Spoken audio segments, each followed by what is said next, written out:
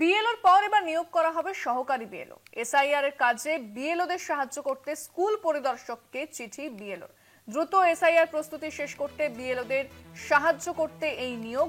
স্কুলে স্থায়ী শিক্ষক, সহকারী শিক্ষক, অন্যান্য স্থায়ী কর্মীকে এই পদে নিয়োগ করা হবে। এসআইআর এর কাজে এবার বিএলওদের সাহায্য করতে সহকারী বিএলও নিযুক্ত করা হবে। দ্রুত এসআইআর প্রস্তুতি শেষ করতে বিএলওদের সাহায্য করতে এই নিয়োগ।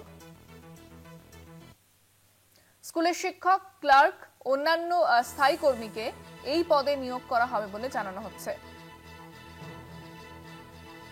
বিএলওর পর এবার নিয়োগ করা হবে সহকারী বিএলও।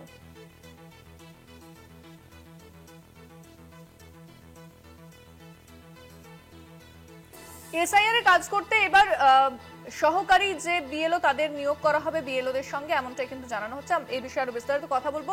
ফোনে রয়েছেন প্রতিনিধি সত্য সুন্দর ভট্টাচার্য। সত্য, সহকারী বিএলও এবার নিয়োগ করা হবে, কি জানা যাচ্ছে কমিশন সূত্রে?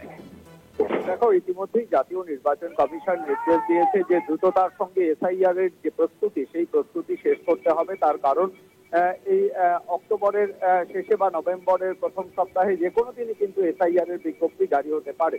ফলে বিএলওরা শুধু একা নয়, বিএলওদের সাহায্য করতে সহকারী বিএলও বা অ্যাসিস্ট্যান্ট বিএলও নিয়োগের বিষয়ে ইতিমধ্যেই বেশ কিছু ব্লকের বিডিও, ব্লক ডেভেলপমেন্ট অফিসার, তারা স্কুল যারা পরিদর্শক রয়েছেন তাদের কাছে এই তালিকা চেয়ে পাঠিয়েছে। অর্থাৎ স্কুল ভিত্তিক যারা শিক্ষক, সহকারী শিক্ষক, এছাড়া কর্মী বা স্থায়ী কর্মী রয়েছে তাদেরকে তাদের যে তালিকা, সেই তালিকা যাতে চেয়ে পাঠানো হয়।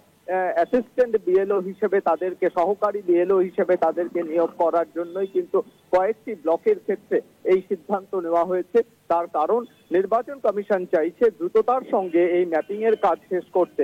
সেক্ষেত্রে শুধু বিএলওরা নয়, তাদের সাহায্য করার ক্ষেত্রে অ্যাসিস্ট্যান্ট বিএলও থাকলে কাজটা অনেক তাড়াতাড়ি শেষ হবে, এমনটাই নির্বাচন কমিশন মনে করছে। তাই স্কুল ভিত্তিক যে নামের তালিকা, স্থায়ী কর্মীর তালিকা, সেটা স্কুল পরিদর্শকের কাছে চেয়ে পাঠিয়েছে বেশ কয়েকটি ব্লকের যিনি বিডিও রয়েছেন তিনি। ধন্যবাদ সত্য।